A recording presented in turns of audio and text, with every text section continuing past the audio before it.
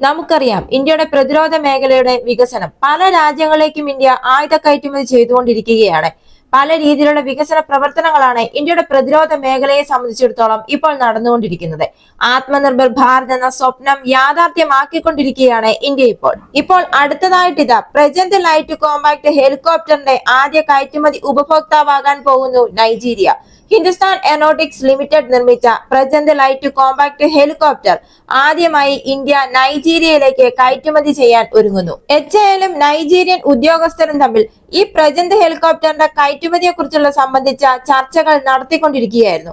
ഇപ്പോൾ ചർച്ചകൾ അവസാന ഘട്ടത്തിൽ എത്തി നിൽക്കുകയും കരാർ ഒപ്പിടാൻ ഇരു രാജ്യങ്ങളും തയ്യാറായിരിക്കുകയുമാണ്. ഇന്ത്യയുടെ ഹിന്ദുസ്ഥാൻ എയറോനോട്ടിക്സ് ലിമിറ്റഡ് നേരത്തെ റോട്ടറി വിംഗ് അക്കാദമിയിൽ ധ്രുവ് ഹെലികോപ്റ്ററുകളിൽ നിരവധി നൈജീരിയൻ ഉദ്യോഗസ്ഥർക്ക് പരിശീലനം നൽകിയിട്ടുണ്ട്.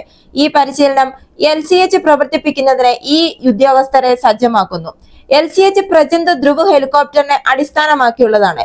ധ്രുവ് പ്രാഥമികമായി യൂട്ടിലിറ്റി ടാസ്കുകൾക്കായി രൂപകൽപ്പന ചെയ്തിരിക്കുന്ന ഹെലികോപ്റ്ററാണ്. അതേസമയം LCH ആന്റി ടാങ്ക് പേഴ്സണൽ ആക്രമണ ദൗത്യങ്ങളിൽ ശ്രദ്ധ കേന്ദ്രീകരിക്കുന്നു. 5000 മുതൽ 6000 മീറ്റർ വരെ ഉയരത്തിൽ കാര്യമായ ആക്രമണ പേലോഡ് വഹിക്കാൻ ശേഷിയുള്ള ലോകത്തിലെ ഏക ഹെലികോപ്റ്ററാണ് LCH.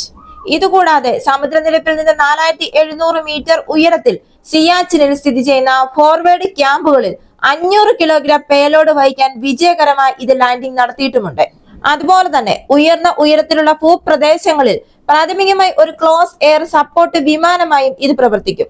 ശത്രുവിന്റെ വ്യോമ പ്രതിരോധ ദൗത്യങ്ങൾ നശിപ്പിക്കുക, ശത്രു ടാങ്കുകൾ നശിപ്പിക്കുക, ഉയർന്ന ഉയരത്തിലുള്ള ബങ്കർ തകർക്കൽ പ്രവർത്തനങ്ങൾ നടത്തുക തുടങ്ങിയ കാര്യങ്ങൾ ചെയ്യാൻ ഇതിന് കഴിയും. ഇതുകൂടാതെ LCH പ്രജന്റ് ഉയർന്ന ഉയരത്തിലും വൈവിധ്യമാർന്ന ഭൂപ്രദേശങ്ങളിലുമുള്ള കഠിനമായ ശത്രുക്കളുടെ അഭയ കേന്ദ്രങ്ങളെ ലക്ഷ്യമിടാൻ രൂപകൽപ്പന ചെയ്ത നൂതന ധ്രുവാസ്ത്ര എയർ ടു ഗ്രൗണ്ട് മിസൈലുകളാൽ സജ്ജീകരിക്കും.